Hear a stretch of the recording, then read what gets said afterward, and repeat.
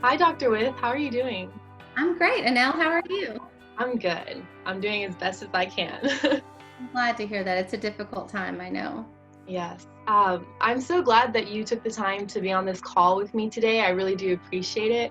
And so, to get started, I would like to know, how did you get into higher education and what is your favorite part about it?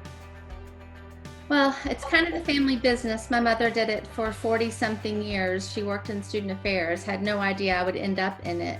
But I think part of why I love doing what I do so much has everything to do with helping people and transforming lives.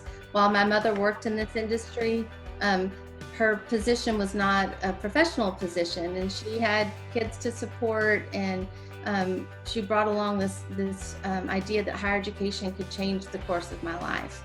And so because of that, I went to college, and her support helped to get me there. And thank goodness for financial aid and a lot of people that helped me. But I went from a place where living paycheck to paycheck and not having anybody who had a degree in my family, to being somebody who had 3 degrees. And so I want somebody to have the same opportunities that I did. And UNT is a great place for that. We've got a lot of students that come from similar backgrounds that I have come from. And I love our student population, and it makes me happy each and every day knowing that we get the opportunity to support students so that they can realize those dreams that they have too. Thank you so much. That honestly is very inspiring, and I love the fact that you were so honest with your answer. Definitely agree with you because that's something that I personally see at UNT, the diversity and the dedication and care that everyone on campus has towards the students. And I know that it's definitely a community that is being fostered, and I really do appreciate that.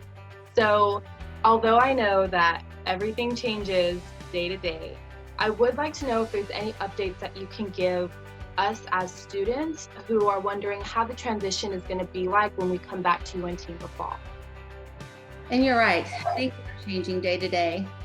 What I can tell you is that we're slowly working on bringing students and staff back onto campus. And so we will be piloting some face-to-face courses as well as some face-to-face programs and services as early as second summer session. So in July, we should have some folks back on campus. And then our hope for the fall semester is that we have the most robust opening that we can. It's important that we're able to do that. Another personal part I'll share is that I have a senior in high school in my home who wants very much to have a very normal, traditional college experience. And so my hope for her campus and for our campus is to be able to give that to students. They've been longing for it, and our seniors in high school, I feel for them. Living with one, I know how hard it is, and they've given up a lot. And so I think that we have an opportunity in the fall to hopefully make things right for them and get things back on track.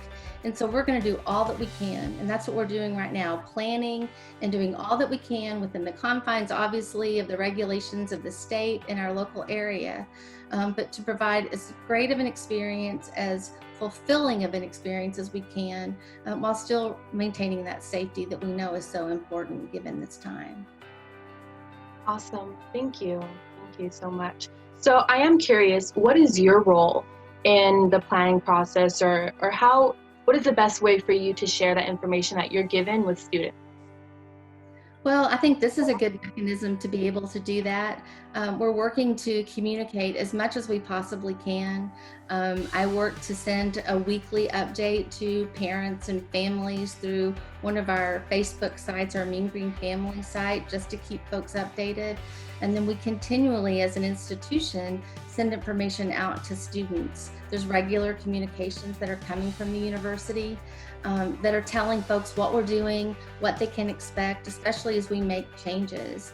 And so our hope is that we're getting as much information out to people as we possibly can, so that they're aware of all the work that's going on.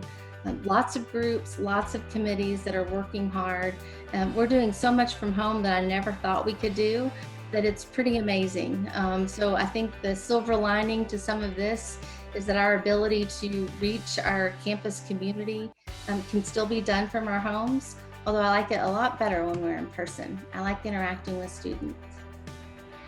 I really like that perspective a lot. I think you are completely right in saying that we are capable of so much. And I feel like in times like these, that's when we really get to see what we are capable of when we are pushed to the limit. And as a student myself, I will say that UNT is doing a wonderful job of getting that information to us and letting us know that we are still cared for as students and we are part of the UNT family and that each and every one of us are valued. So thank you so much for what you are doing.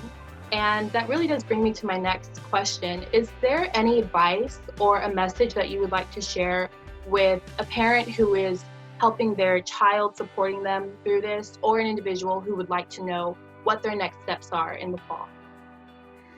Well, I told you that I'm a parent of a high school senior, so all I can share with you is what I'm doing, and then from the perspective of a higher education professional, I'm encouraging her. It's a difficult time. It's a road that none of us have ever been down before, and the transition from high school to college is difficult anyway. And so all that I can do to support her and help her to understand that not everybody has all the answers. We wouldn't have had all the answers anyway.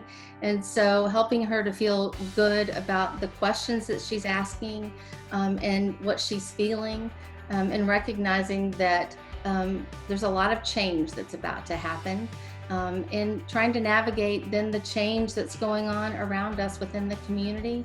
All you can do is support your kid and help them to feel good about the decision that they're making. You know your kids better than I know your kids. And I tell parents that every summer and every year, support your kid. Don't lose what you know about your child at this time. It's too important. But the advice I think that I would give too, especially in the world and the times that we're living in, is to think about what's important for your family, think about what's important for your child, and know that as an institution, that UNT is doing all that we can to provide the best experience we possibly are able to for your child, while keeping them safe and secure in a really cool place like UNT. As we close, I just want to thank you so much for your time today and leave us off with a positive note. So let's teach our audience one of our UNT traditions, which is the UNT cough. So first, we're going to hold up a peace sign, which everyone knows, universally known. Add your thumb, pretty simple, and then curl your fingers. That's mean green. And on the count of 3, we're going to yell cough. 1, 2, 3. Cough! Ah. Awesome. Thank you so much for your time today. I hope y'all both have a wonderful day. You too, Anel. Thank you.